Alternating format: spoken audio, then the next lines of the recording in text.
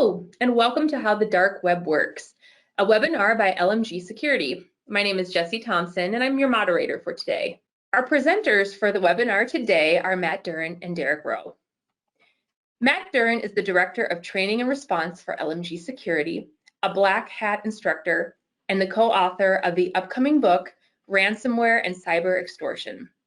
A seasoned forensics professional, Matt specialized in incident response, ransomware cases, cryptojacking, and banking Trojans. He regularly conducts cybersecurity webinars and seminars for hundreds of attendees in all sectors, including banking, retail, healthcare, government, and more. Matt holds a bachelor's degree in computer science from the University of Montana and previously worked as a blue team field technician system administrator for over 10 years. His malware research has been featured on NBC Nightly News. Derek Rowe is a cybersecurity researcher and pen tester who investigates new cyber trends on the dark web for LMG Security. As someone who has always been intrigued by cybersecurity, Derek compares network security to a never-ending puzzle that he's passionately engaged in solving. Matt, I'm passing you control of the webinar. Thank you so much, Jessie, and thank you everyone for joining the webinar today. Again, my name is Matt Duren. I'll be leading you through our journey through the dark web today. And this is one of my favorite presentations to give, mainly because we get to demystify some myths and misconceptions about what the dark web is, what its purpose is, how it was created, and what the future looks like with this type of a communication medium in play. So with that, Derek, why don't you give us some news about what's going on with the dark web right now? Yeah, no, thank you, Matt. It's not every day that we actually get to give good news about the dark web. But anyways, the big news is just the other day, we had a takedown on the biggest Darknet Marketplace in existence. It's called the Russian-linked Hydro Market. And give you a little context on the Hydro Market, it's been around since about 2015, and billions of dollars has gone through this market. Either through cryptocurrency exchange or money laundering. But the law enforcement was able to seize around $25 million in this bust. And we'll get into that a little bit further on in the presentation. Let's go ahead and go over exactly what we're going to be talking about today and just the general roadmap. So obviously, we're going to be going over what is the dark web. What's the underlying technology that's associated with the dark web, such as onion routing and the Tor? And we'll also touch on how Wikileaks began, because it does relate to the dark web. We'll tell you how to access the dark web safely. And we'll also touch on some popular listings in the dark web marketplaces, such as guns, drugs, stolen data, and hacking tools. We're also going to be taking you on a short tour of our own LMG Darknet Marketplace launch. At the end of the presentation, we'll be going over dark web scanning services that you may use, and then also dark market takedowns. So what is the dark web? So the dark web's built on top of just the regular internet that we use every day. So it's an overlay network. It does require specific protocols and custom software in order to access, but the dark web was built specifically for anonymity. And what we mean by anonymity is that you can't connect the source to the destination. So we have a source that is sending out traffic, and we're not able to tie that traffic into the actual source IP or the destination IP. But we'll get into that a little bit further here. Some related key terms to look out for in our presentation is clear web. When we say this, what we're talking about is just the normal internet that we use every day to Google with. We'll also be touching on the deep web, which are private networks and encrypted networks that a lot of times organizations use. And these networks aren't accessible by the clear web because they're not indexed. So what do the criminals use the dark web for? A popular trend that we're seeing recently is for cyber extortion. And what that basically means is criminals are stealing organizations' data and then uploading it to their site on the dark web. If you look on your screen down at the bottom right, you might see the Lockbit 2.0. And this is actually a picture of their dark web extortion blog. And as you can see, there's a countdown until they publish this poor victim's data. Criminals also use the dark web for illegal e-commerce, and we see tons of this on the dark web. This can be fake IDs, stolen credit cards. We also have stolen PII on there, and then hacker tools as well. Criminals also use it for coordinating activities. Now, back in the early 2000s, criminals would often use things such as just email to communicate with one another and plan out their activities. But of course, that's fairly easy to get caught because it is trackable. So we've seen more of a movement of that communication and coordination of activities onto the dark web to protect their identity. Matt, do you want to go over the actual good reasons to access the dark web? Yeah, I would love to. So we don't want to make it sound like the dark web only exists for the criminal underworld to utilize. There are multiple good reasons why people would need an anonymized form of internet communication like this. Mainly when we get into things like military and intelligence. Now, the military and intelligence communities around the world tend to use the dark web for secure transmission or anonymous transmission of data. It turns out to be a very essential tool for the transfer of information, especially out of areas of the world where the free flow of information may not be as readily available as it is for us here in the United States. We can also use this to bypass censorship, which we'll talk about here in just a second. We can learn about sensitive topics while protecting identities, things like AIDS research, birth control. All of these things can be researched safely without any of the information being linked back to a direct user at that case. Also very popular among journalists. There are several news sources around the world that offer dark web submission portals. So if there is an anonymous whistleblower or someone who has information they'd like to present to a piece of news media, but don't necessarily want their name associated with it for either safety or other anonymity reasons, they can use the dark web to do that. And then we also, again, see protecting children and anonymous whistleblowing. So a lot of good reasons for that. A perfect example that we saw lately was something that came out of the Ukraine and Russia conflict. And that was when Russia has severely limited the amount of information that's able to be brought in via the internet into the country itself, mainly to attempt to remove disinformation or other media sources, or so they claim. But there are organizations like Twitter, Facebook, the New York Times, and many more that actually do maintain a presence on the dark web. And utilizing this method to contact them, those censorship controls can be, in a lot of cases, effectively bypassed, leading to a, again, more free flow of information to people who, well, might just need to have access to what they consider to be the truth. Now, when we talk about the anonymity of the dark web, I want to make a couple of things pretty clear here.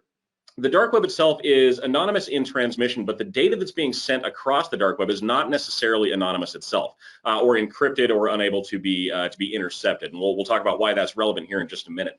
But when you're working on a normal website or when you're using a normal web service, it's a fairly straightforward path. I mean, there are circuits that are taken in between the source and the destination, but all of that is very transparent. If you're moving to google.com or if you're going to Amazon or somewhere like that, those websites can see you and you can see them. We know exactly where the IP address and location of those servers are. They know exactly what your IP address is. It's a very front to back type of view that that can be gleaned off of those organizations. And that is where the kind of impetus for the dark web originated. What we were looking for was a way to complete that same kind of traffic, but without that direct point-to-point communication. And this is kind of what that looks like for the dark web.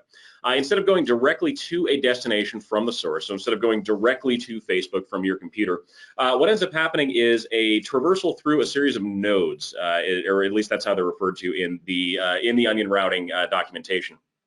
Basically, it takes an anonymized path through the onion network, which is the kind of foundation for the dark web in this case. And as you move through the network, the source and destinations are not visible to one another. So we end up with a much more anonymized form of communication. Now, onion routing, like an onion, comes in many layers. I'll tell you what I mean by that in just a quick second here. But this is made specifically for anonymous web surfing. Messages that are sent across the dark web are encrypted in layers. Each one of those layers is peeled off at each node that goes through, and the layers that are removed provide the next hop in the chain. We'll provide you with a simplified example here in just a second and see if we can make this make a little bit more sense for you.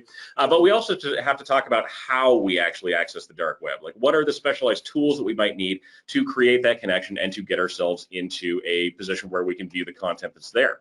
Derek, do you want to talk really quick about how we visit the dark web? Yeah, so how we visit the dark web is basically with the Tor browser. And what Tor stands for is the Onion Router. And we can actually download this browser from the Tor project website that you see on the screen.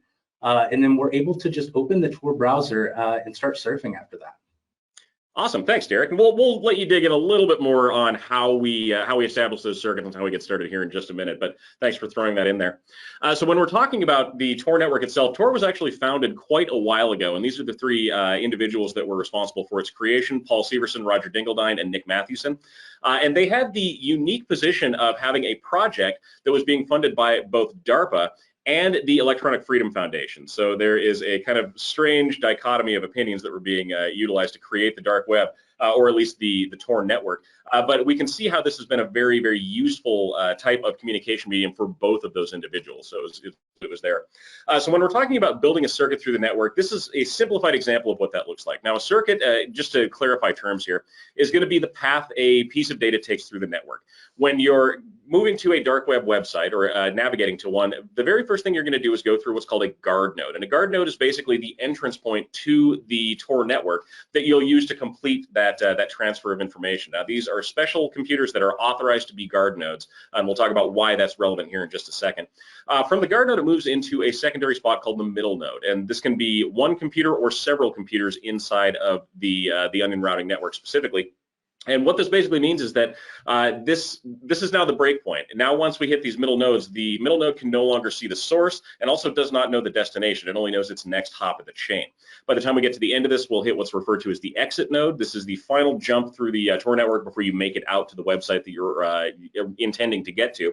And this will complete your circuit through the dark web. Now, most of these are created using TLS. This is how we establish our session between those nodes.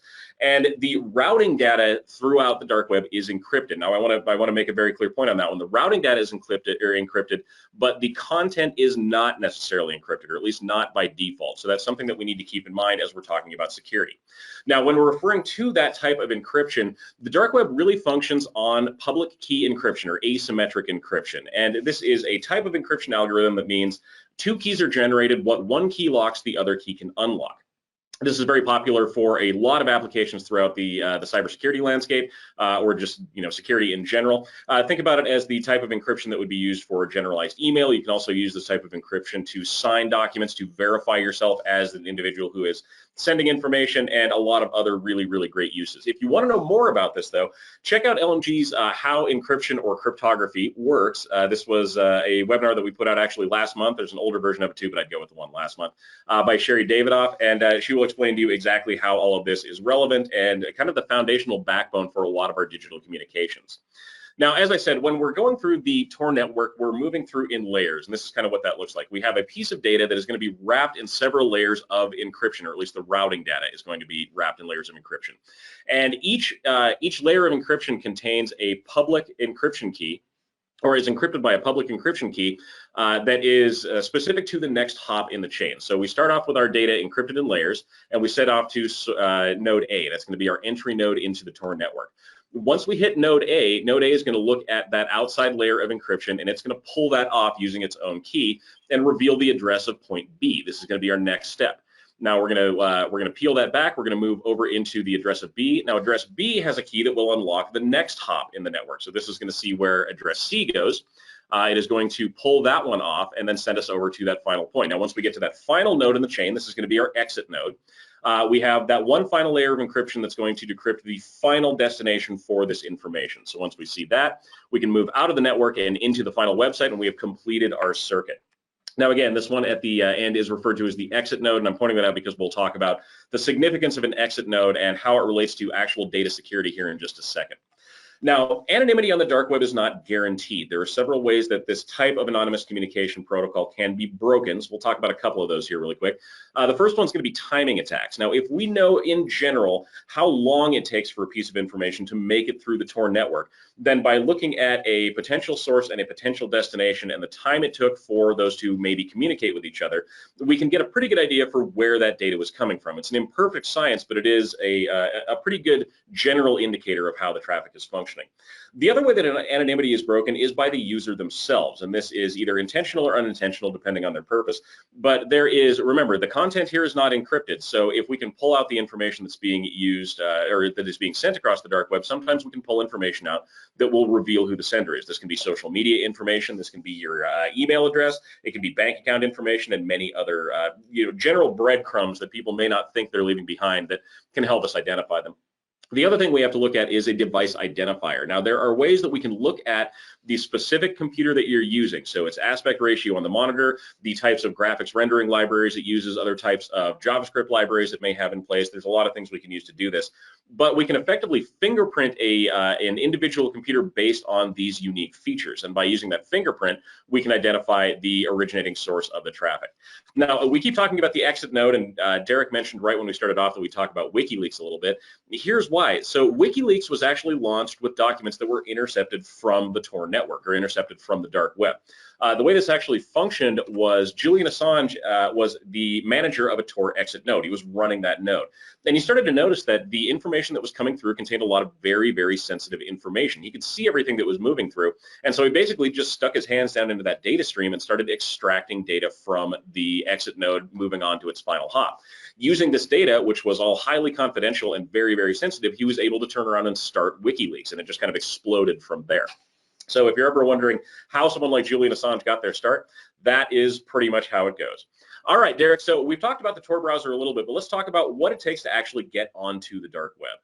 Yeah, exactly, Matt. Now that we've kind of built up a little understanding on, the context behind the dark web, how it works and what it's used for, we're ready to surf the dark web. And basically how we would do that, again, is with the Tor browser that you see on the screen. But just a little disclaimer ahead of time, the dark web is an unsafe place. So if you do decide to use the Tor browser to access the dark web, do it in a virtualized environment, not connected to any kind of production systems or linked to any kind of organizations, because we want to prevent any kind of compromise. Not saying that it's going to happen, but we always want to heed on the side of caution. Matt, did you want to walk through just what the Darknet marketplaces look like? Yeah, of course. So we worked with Derek on this to get us into a Darknet marketplace, because really that's the goods that we're looking for here. We wanted to see where these illegal transactions tend to take place, and he found us some pretty good examples of what actually happens in the dark web. So this is one called the Kingdom Market. This is a relatively new dark web market, but you can see on the screen some of the items that are up for sale here. So we have fresh USA credit cards. These go for about $20 a piece. We have freshly stiffed Spanish credit cards. Those are about $40 a piece. We have other credit cards that are available with a guaranteed high balance. And each one of these pops up on the dark web for sale using cryptocurrency. We'll talk about the significance of that here in just a moment as well. But this is really the basis of what we see dark web marketplaces look like.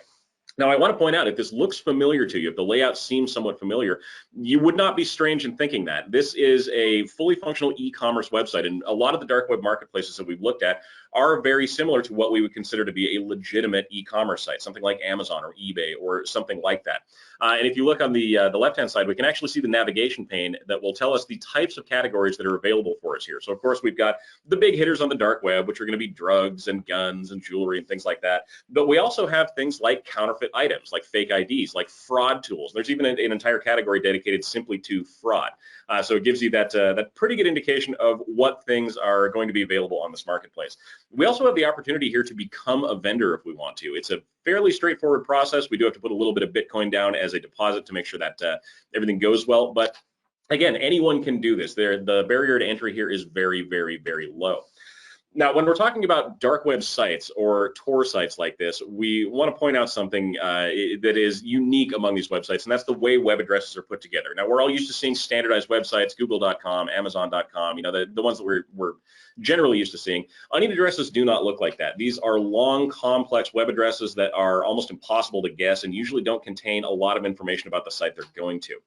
There's a path associated with each one of these onion addresses that allows data to move through the onion network and get from its source to its destination. But this address can also change fairly frequently. In fact, they do change very frequently. They're normally 56 characters long, and they are, again, an additional security feature that is built into how the Tor network operates in general. Now, we can also visit normal websites through the dark web, but one of the things that we'll run into is a confusion on the destination side about where we're coming from. A lot of the websites that we go to key in on things like our geographical location or our region in order to either advertise to us or at a very base level, set the correct language on the screen for the website that we're attempting to visit. In this case, if we go to google.com while using the Tor network, it's going to pop up in German. And if we're wondering what I'm feeling lucky is in German, it is that. If we go into another website that will track our geographical location, we can see there's some confusion here as well. One of the sources that we checked said that we were coming out of Amsterdam. The other one just flat out could not determine where we were coming from. So again, it gives you a clear example of what that anonymity actually looks like. The websites that we're going to have no idea where we're coming from, which can cause some fairly hilarious problems for interpretation of that data. Derek, how do we actually find these onion links, though? I mean, there's not really a Google for the dark web. So what do we do to get to these websites in the first place? No, exactly, Matt. We've already seen what a Tor web address looks like, but where do we go to find those? And it's not as easy as just hopping on the dark web and searching for these dark web marketplaces. So what we did to try and figure out where to find these dark web marketplace addresses is we did what anyone would do. We went on Google and we Googled how to find dark web markets. And what we were able to find is actually some websites on the ClearNet that actually aggregate a list of different dark web marketplaces along with their dark web addresses.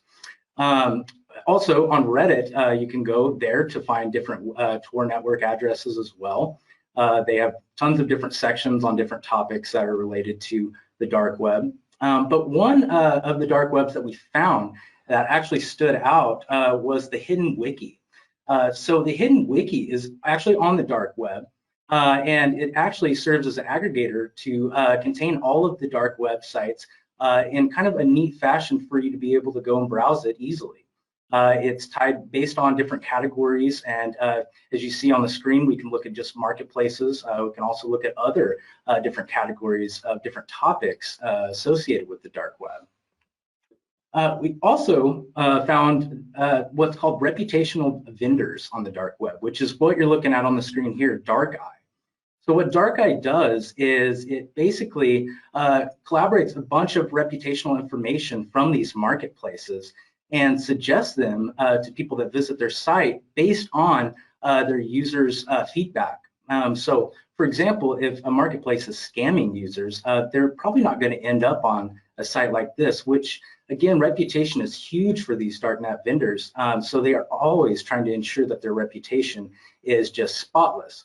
So again, we were able to see different marketplaces on this dark web website as well. Another key part of our research trying to find a darknet market was the hub. So the hub, again, is on the dark web, but it's a forum. And what this forum is a good indicator for is for beginners that may not be used to navigating the dark web. As you can see, there's a link to go into a beginner's guide on how to navigate the dark web and different key advice and topics on what should be browsed and the process involved in it. But this forum also contains marketplace links, and one that kind of stuck out to us was the Kerberos Marketplace grand opening. And through this, we were actually able to find the onion link or the web address on the dark web to be able to get there. Matt, do you want to tell us a little bit about what the Kerberos Market is? Yeah, of course, I'll jump in on that one. So the Kerberos Market was a brand new dark web marketplace, and we found this one was interesting for a number of reasons, mainly because of the additional security features and the overall construction of the website. Normally, when we go to a dark web marketplace, I guess I shouldn't say normally, a lot of the time when we go to a dark web marketplace, the quality of the website is not great. Let's be just honest about that. A lot of these are thrown up kind of hastily. They may or may not be valid. So when we run into one that is very well put together and is what we would consider to be a modern e-commerce website, we take special note of that. The first thing that we looked at was the security features that are built in. So they have features like an anti-phishing URL built directly into the page.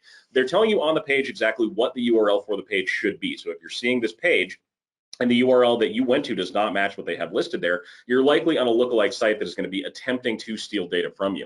The other pieces they have are what we would associate with more traditional security. So we have things like Captchas that'll ask you to identify and solve a math problem and write the answer to the math problem out in words or something like that. So again, this is This is more security than we're normally seeing in general on a standardized e-commerce website or a standard ClearNet website. And the security of the dark web is big. It is a huge priority for a lot of the vendors. We'll get into that a little bit later in terms of what exactly they ask us to do. But it does give you an indication of the, I guess, level of paranoia and also respect for internet security that is available here. Now, as we mentioned before, our path through the darknet is not a straight line, and this is our path to get to that Kerberos market. We can see on the browser itself, we started off at our local system. We went to Germany as our guard node. That gave us our entrance into the network. Then we bounced through Latvia, France, 3 additional relays, which are undisclosed, and then we finally came out at the Kerberos market. So if anyone on the Kerberos side or anyone watching that traffic or as an intermediary is trying to figure out where we're going, they're going to have a really hard time doing that. In fact, it might be impossible depending on where they are and their level of technical sophistication. Okay, but enough of that. Let's get to the good stuff. So this is the Kerberos Marketplace. Once we were able to get in and start up an account, we were able to start browsing. It was really that simple. And so we started looking for categories like fraud, because really that's what makes sense to us. I mean, yes, there's guns and drugs and everything like that for sale on the dark web. Everyone knows about that already. That's historical canon at this point. But we were looking for things that affect us directly in the security industry. And fraud and counterfeit materials, software and malware available for sale are a big problem. So Derek, why don't we go through what did we look at buying when we actually went to these websites? Like, what stood out to you? What kind of stood out to me for this specific one is we're seeing more of a trend towards businesses, which is scary. But it makes sense that these dark web vendors would make more money off of businesses as opposed to just a personal account. So we're seeing that as being something that is starting to be a little bit more concerning for the darknet websites. Yeah, and I'd anticipate we'll start seeing more of a trend towards these kind of corporate sales of big business data. Because remember, I mean, for a lot of hackers out there, going after a larger business is going to be a much better target for them than going after an individual user. Which means that the information that's stolen from these large-scale businesses can fetch a larger price on the dark web, and it will unfortunately likely be distributed to more than one cyber criminal group at that point. So, Derek, how do we actually buy things on the dark web? That's a great question. So it's a lot like buying something off of Amazon. The difference being, of course, you pay with cryptocurrency. And you can see some of the examples of the cryptocurrency that you can purchase products with. You got Bitcoin, Litecoin, Monero, Zcash. We are starting to see a trend away from Bitcoin and more of a trend towards your private cryptocurrencies, such as Monero and Zcash. But the main reason behind that is Bitcoin does disclose its ledger available to all of the public. And so a lot of times these transactions, actually all the time, these transactions can be potentially traced. So we're seeing more of the private cryptocurrencies like Monero in some cases. And I think we have some Darknet marketplaces that only allow you to purchase products with their Monero. Yeah, absolutely. Yeah, and we're also seeing, in the dark web marketplaces, automated checkout. We're seeing individual chats from seller and buyer. And you don't just have to purchase products with cryptocurrency. Things can actually be traded as well, such as services and items. I know me and Matt, we both saw this one as being kind of eye-opening. Kind of going back to your reference with the Kerberos market. This one's well done. It's not your basic dark web market. This is the Millionaires Club, and they are a carding product seller. And what we mean by carding products is selling stolen cards, basically payment cards. And so again, we're seeing more of a shift to this almost marketing kind of aspect on the dark web for the marketplaces. And if you look over on the right-hand corner, we see the top 6 reasons to buy from the Millionaires Club. You get to work with professionals. You've got a refund system, which is kind of ironic because these products are already stolen. We've got daily updates, so fresh listings. You maintain anonymity. And you also receive professional support. So they're offering a level of customer support for their buyers. And then, of course, the last one, they state, buying from us is profitable. And if you want to hop down to the next one. So this next one is showing the different listings of the cards that are available for sale. And they're selling our popular cards like Visa, MasterCard, American Express. And they've got total balances on them of $3,000, and they're selling them for a fraction of the cost. So you can see why something like this might be appealing to a malicious actor, as long as they trust the vendor and know that they won't get scammed, which is why we see up at the top, it's safe and you can pay online, free express shipping. And this is all to build that comfort level for the buyer to encourage them to trust that vendor and to make that purchase. Yeah, and it makes sense that the barrier for entry would be this low for a criminal. I mean, if I'm a cyber criminal and I think I can get a $3,000 return off a $120 investment, that's a pretty easy pill for me to swallow. So we can see why this becomes such a big thing. Derek, tell us a little bit about Brian's Club. Yes, Brian's Club, it's a play on the cybersecurity journalist Brian Krebs, I think, to get under his skin. But the main purpose of this is, again, they're a carding website that's trying to sell stolen credit cards. And as you can see, they're listing Capital One banks or Chase banks.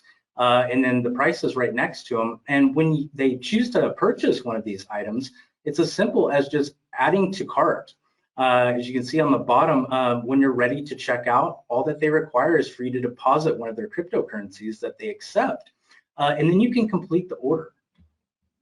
Yeah, pretty straightforward process. Now, we don't want to make it sound like credit cards are the only thing for sale on the dark web. Obviously, this presentation would be very, very short if that's all we were going to talk about.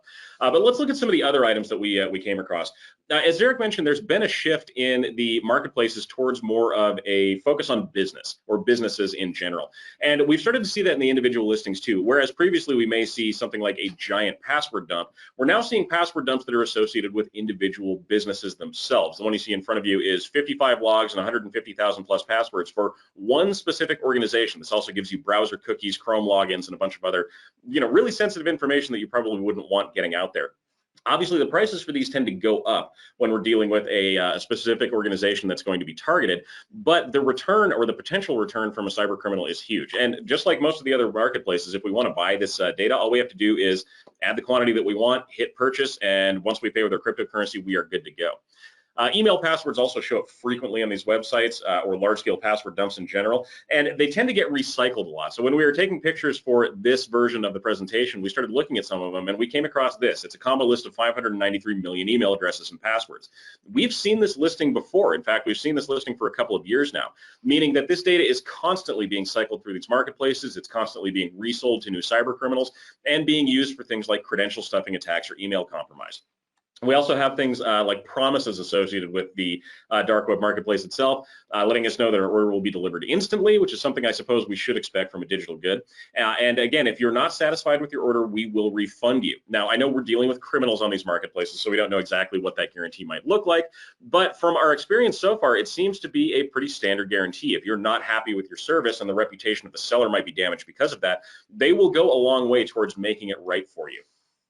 Wanted to throw this one up there because it was particularly of note, especially with the time that we're living in right now. This is the Omicron Marketplace, and the Omicron Marketplace specializes in the same things that most other marketplaces have, with the addition of a few things. One of them being fake COVID vaccination cards. So if you wanted a fake COVID vaccination card for the United States or for Canada or for the United Kingdom or for Australia, those can be purchased directly from this vendor, and they go for about $150 US.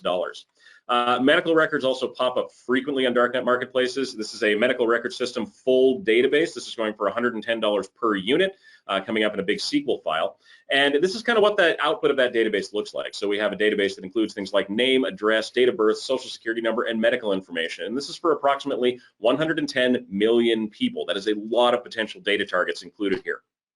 Now, what can a hacker do with this kind of information? Why would they be interested in your medical records? Well, the answer to that is pretty straightforward. There is a large market for fraud that can be based around the information found in your medical files. Remember, this is pretty much all the information someone would need about you. It is relatives' names, it is maiden names, name, address, phone number, social security number, potential credit card information, insurance information. There's a lot here that could be used, and this could also be used for targeted research on someone. Like if we wanted to look at who has HIV in the United States, we could look that up using this database and possibly break a lot of medical confidentiality in the process.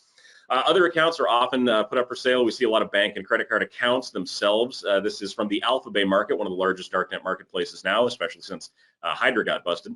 But this is an American Express login, password, and email account that is going for a pretty decent price. And this is also, again, one of those free shipping offers that we get so nicely from most of those vendors.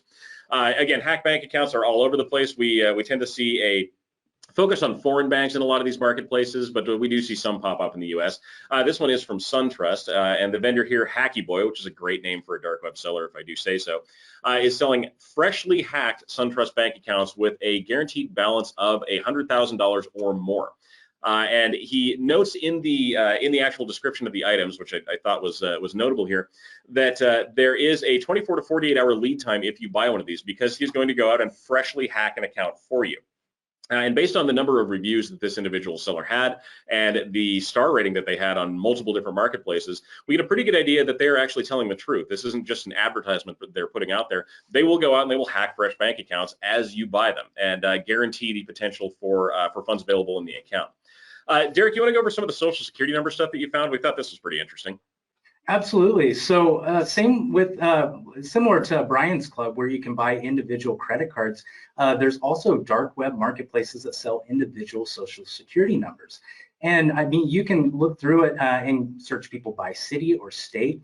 You can also see different birth years. But one thing that primarily stuck out to us is you can actually filter these results based on whether or not they include employer occupational information. Again, like me and Matt had spoke about earlier, it's really shifting over to the business side where they're targeting businesses. So finding that information out for a malicious actor, they're obviously going to find more value in someone if they can obtain that employer information. Yeah, that is frightening.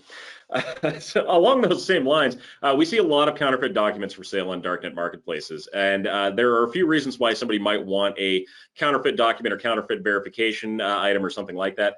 In this case, this is again coming off of the Alpha Bay market, and these are fake IDs that are going for about $50 per ID, or these are also fake verifications that they offer. So if we look at the typical tasks they have, we have obviously credit card photos, we have driver's licenses, passports, the things we'd expect, but we see some other ones that are a little eye-opening. We see billing statements, which are often used to verify residency somewhere. We can see selfies with a passport in front of the face. Obviously, this will be photoshopped and will charge an additional tax. And we see selfie of our guy with your documents in front of their face. And really what they're doing here is trying to bypass what are called KYC, or Know Your Customer regulations. These are common among financial institutions, particularly when it comes to cryptocurrency markets across the internet as a whole. If you are trying to sign up for an account on something like Coinbase, for instance, oftentimes they will require that you provide them with a picture of you holding up a driver's license in direct sunlight so they can see it's you and see your license. They use that to verify who you actually are.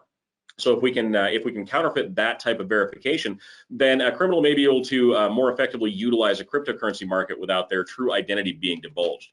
Again, with the business information, we see a lot of full data dumps happening right now. And so these are, just for clarity, when we see the term fulls, F-U-L-L-Z, what they're referring to is a full dump of information. So normally this is going to be things like, a complete set, name, phone number, date of birth, social security number, credit card number, all in one package.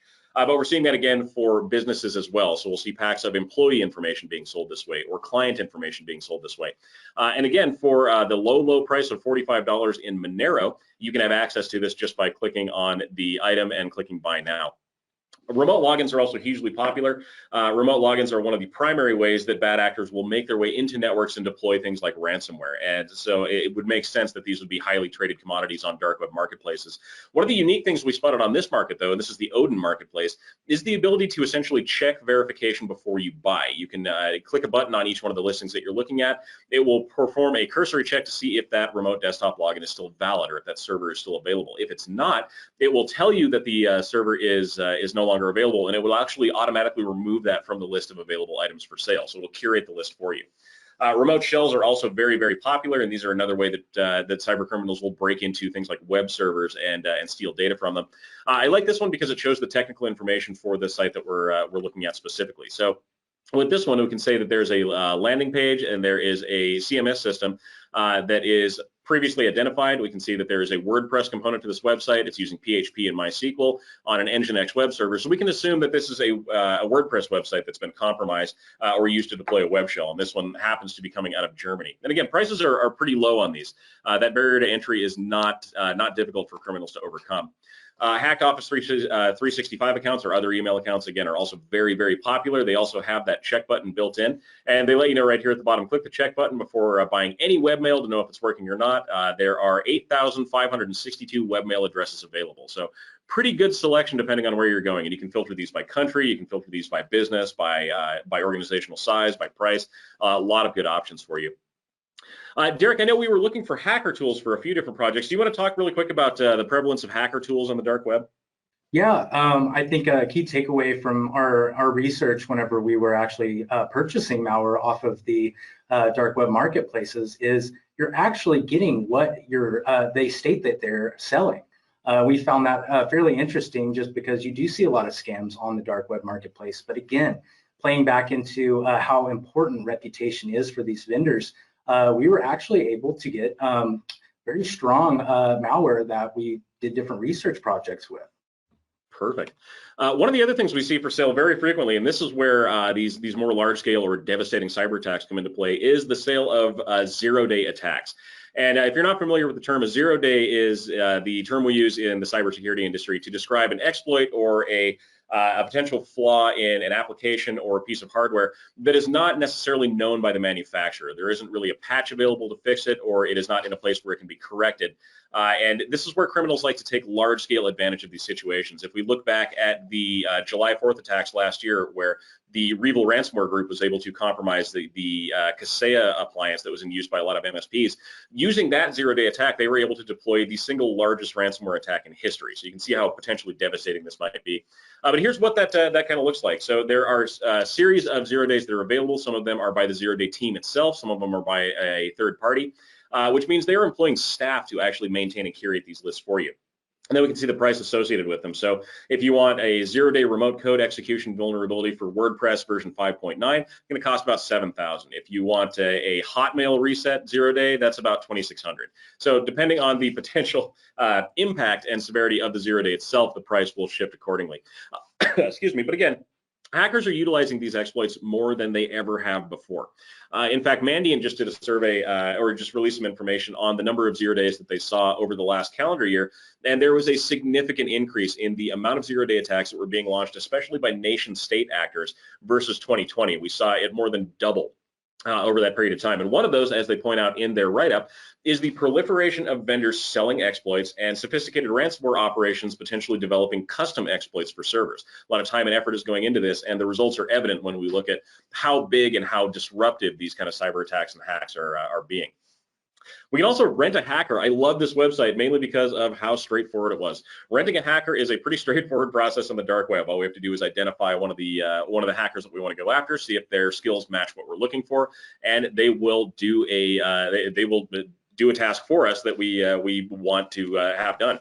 If we're looking at the size of the attack, that's really going to determine the price. So if we want a small hack, something like hacking someone's Facebook or something like that, it's going to cost us about 250, in this case, euros. If we want a medium job, which is ruining people, which I am hesitant to even look into what they're actually meaning by that, or if they want light espionage or website hacking, that's going to go for about 500. If they want a large job, so taking over a large-scale network or running a massive denial of service attack, it's going to cost about 900 euros. But either way, all of this is available for free, and it's just as simple as buying anything else off the dark web. All we have to do is click add to cart, pay with our cryptocurrency, and go. And it's not all businesses. There are personal services you can get out there. This one is Tones Hack, which is available on the Tor Buy network. And specifically, this user advertises as being able to punish your competitors or hack your girlfriend's account. No problem. All you have to do is click, pay with your cryptocurrency, and you're off to the races. Now, Derek, we talked a little bit earlier about the level of security that is resident on these dark web marketplaces. Can you go into a little bit more detail on what we were looking at as far as the security keys went? Absolutely. So what we were able to actually understand when we went into these dark web marketplaces and actually created our own account is these dark web marketplaces actually have great security. As you can see, this is our account that we created on the Alpha Bay market, which is one of the biggest darknet markets around right now. You can see that they gave us a rating for our security of 50%. They also added some suggestions about adding public PGP for communication, enabling PGP two-factor authentication, and you can even refer a friend to earn up to 25% more on your escrow profit. But we also saw other popular security features, that also they relate a lot with the ones that we see, such as like Amazon and eBay, that they kind of share similar qualities, such as multi-factor authentication options, multi-signature verification, so that whenever you're signing or when you're sending a payment, that payment is verified. We have PGP encryption for communication, so whenever senders are reaching out to the buyers, they're actually knowing for sure, without a doubt, that that is indeed the buyer. We've got account security layers, anti-bot security features, and Captchas. And if you look on the right, you can actually see a Captcha that we took a picture of off of one of our Darknet markets, and it actually looks a little bit different than your normal Captchas. On your normal Captchas, we see about around 9 different pictures, and they're like, pick a crosswalk. On this one, we see about 15 of them, and we've got all these different pictures turned all different ways around. And it just kind of goes to show you that security is very important to these Darknet vendors. They don't want to see your accounts get hacked, because if it does, that in turn hurts their reputation. So, Matt, do you want to go over how we can actually trust one of these vendors? Yeah, I'd love to. So yeah, the websites themselves are not the only place where additional security and verification come into play. The vendors themselves are also very into their own reputation. And as we talked about, this is for good reason. If their reputation is damaged or is sullied in any way, then they will likely not have people coming to them to purchase their products, which is counterproductive to what they're trying to do. One of the things that a lot of sellers will do, though, is provide a link to an aggregation service that looks at sellers across multiple marketplaces and gives an overall rating of their performance. So in this case, we're looking at Blue Skies 1337, or Blue Skies Leet, one of the hackers that we were looking at on the Darkweb marketplaces. And we wanted to know exactly what that looked like in terms of their overall reputation. Luckily, there are services that are available for that. This one's called Darknet Trust. And we can put in something like a username or a PGP fingerprint, so a unique identifier for that particular vendor. And we can see all of the places where they've registered and where they're doing business. In this case, this Blue Skies Leet hacker was active on multiple Darkweb marketplaces and had a very high reputation on every single one of them. This gives us basically a little bit of extra comfort if we do decide to hire someone like this, which we did not. I want to be clear about that. But if we did, this would give us a little more of an indication as to how trustworthy this hacker was going to be, and whether or not we were actually going to have the services that we paid for delivered to us. Darknet Marketplaces also purport to be fair to their sellers themselves. One of the ways that they do this is by removing search features on some of their more popular their more popular listing areas. This is to avoid what we see so frequently on other modern e-commerce sites, and that is keyword bombing. So if you've ever looked on eBay and tried to look up a very specific name brand, odds are good you've got multiple other results back that were not that specific name brand, but had the name brand in their item title. Again, this is made to boost their own search prevalence. This is made to put their products up ahead of other products that might be more what you're looking for. And on a lot of the Darknet marketplaces, they do not allow for that to happen. This favors a more fair approach to promotion of products that, again, we don't see on the clear web that much. We also have complaint systems built directly in. You can go to a marketplace and complain about a vendor if you feel that they've either done you wrong or didn't deliver on their promise. And it's very straightforward. All you have to do, this one's the Vice City market. All we have to do here is click submit a complaint, put in the cause of the report, a description of it, and they will have someone on their end actually investigate that for us. We also have customer service forums that are pretty prevalent and are a really good indication of when someone is doing something wrong versus when a buyer potentially made a mistake. In this case, this is someone complaining about our hacker Blue Skies Leet, stating that they paid them and tried to get in touch with them, but they never got any word back. And the hacker actually responded and let them know that because of the fact that there was no verification that had been used, there was no PGP fingerprint used to make sure the conversation was correct, the buyer was likely speaking to someone that was not the actual hacker. They also consider investing into escrow so that any payments that you make can be held securely until there's a verification that goods have been transferred back and forth. Again, security features that I hope we'll see on modern websites at some point or another, but we just don't see them yet. Now, I want to keep it very clear here that there is no honor amongst thieves on these websites. There is no guarantee that the honesty level that you run into will be continued or will even be there in the first place. And one of the great examples of that we like to point out there is the concept of the exit scam. Now, exit scams are not unique to the dark web. They're available in all kinds of financial industries, but we see them as especially prevalent in areas where there is this level of anonymity. Now, an exit scam, if you're not familiar with it, is a pretty straightforward process. So a market would keep processing orders like they normally would, but no goods would be delivered. And this can go on for a while before somebody notices this is actually happening. The seller will then keep all of the cryptocurrency funds that are either being put into escrow or are being transferred into the website. And then at the end of their exit scam, they will disappear off into the sunset with those funds. Again, these are very, very common in darknet marketplaces. But it also made us think, well, how easy is it to actually put one of these together? What's the level of difficulty in hosting a darknet marketplace? And Derek, this is one of the reasons why I'm so glad you're here today. We actually went out and built our own market. So why don't you run us through kind of what we looked for to find the software to do that, and what our kind of wish list was for this? Yeah, on this, Matt, I have to say this was my favorite project with the dark web research. But yeah, as you said, we wanted to exactly see if we were able to make our own marketplace. And we visited the Cartel Marketplace, and lo and behold, we found a listing that actually had a kit set up for you to build your own darknet marketplace. And the key features that we were looking for is, we wanted kind of like the bigger scale darknet markets, we wanted to kind of replicate that. And what we're looking for is like security features such as BGP, multi-factor authentication. We also wanted an admin panel. We wanted categories for users to be able to search through. And also the ability for a sender to be able to chat with the buyer before completing a purchase. Matt, do you want to tell us what we found inside that kit?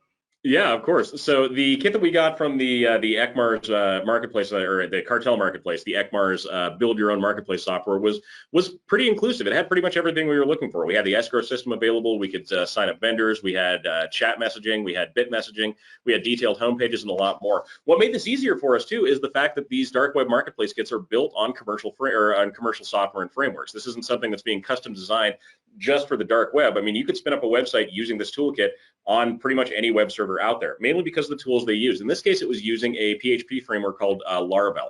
And if you've ever worked in web development before, you've likely run across this before. It's very straightforward. We set up an Ubuntu Linux virtual machine, we installed Elasticsearch, MySQL, and PHP, and then we loaded up the default data, and we were in on that marketplace. And the Leap Giraffe was born. This was the genius creation that Derek came up with. Derek, thank you again so much. This was an amazing project. But this was our dark web marketplace, and we were able to set this up in a way that was very similar to what we would see in a standard dark web portal. Now we had an admin page that gave us market statistics. We could see the number of products that were in the market, the number of registered users, the total money spent. We had access to all the cryptocurrency functions on the back end. And it was a very well put together piece of software. So we set it up so that people could register on our marketplace. This was pretty straightforward. All they needed was a username and a password, referral code if they had one, solve a CAPTCHA, and then they were in. That was literally all it took. There is no verification of funds. There's no verification of identity. It's setting up a basic user identity to peruse the marketplace and buy anything that you want to. So we went ahead and put up a mock hacker user. Derek, you want to tell us about what it took to actually sign into the marketplace? Absolutely. So this is, oh, that guy looks familiar. So what we did basically after registering users, it was a sign-in screen that you see commonly in any kind of e-commerce website, such as logging into Amazon or something like that. But basically just signing in, putting username and password, of course, the CAPTCHA to ensure security. And it even includes a reset password link at the bottom. Yeah, pretty straightforward. Becoming a vendor was also really easy. We had our set up to accept a vendor fee in the amount of $100 US to actually create a vendor account, which is pretty common on darknet marketplaces, but we've also found some that are free. But again, very easy to set up and work pretty much right out of the box. So we decided to start stocking things on the dark web market for people to look at. And of course, we're not actually trying to sell any stolen data here. So we stock our dark web marketplace with things like cookies. And in this case, we were able to very easily create a listing for a top secret cookie recipe. We'll use this in place of corporate data. And we were able to drop in descriptions, pricing, and everything else we would need to actually sell this. These are guaranteed to be better than your grandma's cookies, by the way. That's the benefit of shopping on the dark web. We also had seller ratings available. So we can see the overall, similar to eBay, we have positive, neutral, and negative feedback over the last month, 6 months, all time. Gives you an idea of the caliber of person that you're working with. And then we also had reviews that were baked right into the page for each individual user. Checkout was really straightforward. Again, all we had to do was click add to cart, hit purchase, and we were able to pay with our cryptocurrency. And once it came time to pay, that was even easier. I mean, this is as simple as sending Bitcoin between one wallet and another. All we had to do was click send, and after not too long, we were fully paid and ready to go. Now, what will a buyer do with a secret recipe if they buy it off this? And remember, secret recipe, we'll use that as code for stolen data. Well, there are a lot of different things that we could do. An adversary could make cookies using that secret recipe. They could create a competing cookie business and see if they could put you out of business. They could hold your cookie company for ransom, threatening to release that out there into the wild for anyone to access, and many other options. And usually in the end, they're going to use this for some kind of profitable criminal venture. Now, we have Cuba listed here on the screen. They're the ones who are right there in the middle, mainly for a demonstration of how common this is. When we're talking about large-scale data breach portals or data breach actors like Cuba, we would expect them to be using something very sophisticated to run that portal, and as it turns out, that is not the case at all. Cuba actually just uses WordPress. We were able to backdoor their website, and we're able to see their admin login page and a lot of their other pieces of the WordPress WordPress environment that were being used to run this website. If you're more interested in ransomware and cyber extortion and how it relates to everything that we're talking about today, we actually do have a ransomware response class coming up here starting on May 10th. Our early registration ends Friday, May 3rd, or I'm sorry, registration ends Friday, May 3rd without a late fee. Some members will get a discount if they go in through Beasley, but otherwise we are set to go there. Next up, we want to talk about dark web monitoring services really quickly before we end the presentation for today. So if you're not familiar with it, dark web monitoring services are services that report the ability to tell if your information has been sold or stolen and is available for sale on the dark web itself. Now, people ask a lot of times how effective are these services, and the answer is, much like most other cybersecurity ventures, it kind of depends. These will scan the dark web for stolen and confidential information, corporate data, stolen bank account information, and a lot of other pieces of information like that. But typically what they're scanning for are things like public or leaked databases. These are things that, with the right tool set, you could probably go out and find yourself, but they provide you with a much better means of doing so. And that brings up a second question: can you actually scan the dark web? And unfortunately, the answer is not completely. There are some ways that you can scan some content in the dark web, but there are too many possibilities to be able to scan through with those 56-character URLs to be able to effectively get all of them. Links are constantly changing. URLs don't necessarily have a dedicated IP on the other end of them, and there are unique protocols in use and content in the forums that this data is sold back and forth and is often encrypted, so it makes it kind of tough. Now, if you want to check and see if any of your data has been leaked, there are some resources you can use on the clear web that are pretty useful. Have They Been Pwned is a great example. The URL is right there on the bottom of the slide, but if you go here and put in an email address, it will tell you if that email address comes up in any publicly available data breaches, or at least the ones they have. It is, again, a very low impact way of determining if your account has been hacked. And I recommend you take a look at it, because you might be surprised that one, your information has been involved in a data breach, and two, what the source of that data breach was. It gives you an idea of who actually has your information. Now, again, darknet market takedowns are increasing in frequency, and that's something that, from a security standpoint, we really do like to see. The Hydra market, as we talked about in the beginning of the presentation, is a great example of that. But we are not going to see this end anytime soon. I want to be really clear about that. While this is progress, this is not necessarily the end-all, be-all for securing information that is on the dark web. If we remember back in the day, we can tell why it's gotten a lot more difficult to do this. Back in the day, the systems that were used to exchange payment on marketplaces like the Farmers Private Market, as a great example, were very easily accessible, and they were easy to track. These are things like PayPal or iGolder or Western Union, or any of the other standard ways that we would see money be transferred back and forth. Instead, the dark web marketplace is almost exclusively utilize cryptocurrency at this point, which has also led to the rise in blockchain forensics as a way for these attackers to be tracked down. If we look at something like CipherTrace, which is a company that works on tracing payments through the Bitcoin and other blockchains, we can see the relationship. So using the blockchain, we can see the Hydra dark market transferring money back and forth between high-risk exchanges, which are then transferred off to standard exchanges, and then we're actually linked out to the dark side ransomware group. So that link between dark web marketplaces and criminal enterprises is pretty straightforward, especially when you have a view of where the money is going. All right, so key takeaways here. The dark web is dark. It is designed for anonymity, but not confidentiality. And remember, it is not all bad. Just, a lot of it is bad.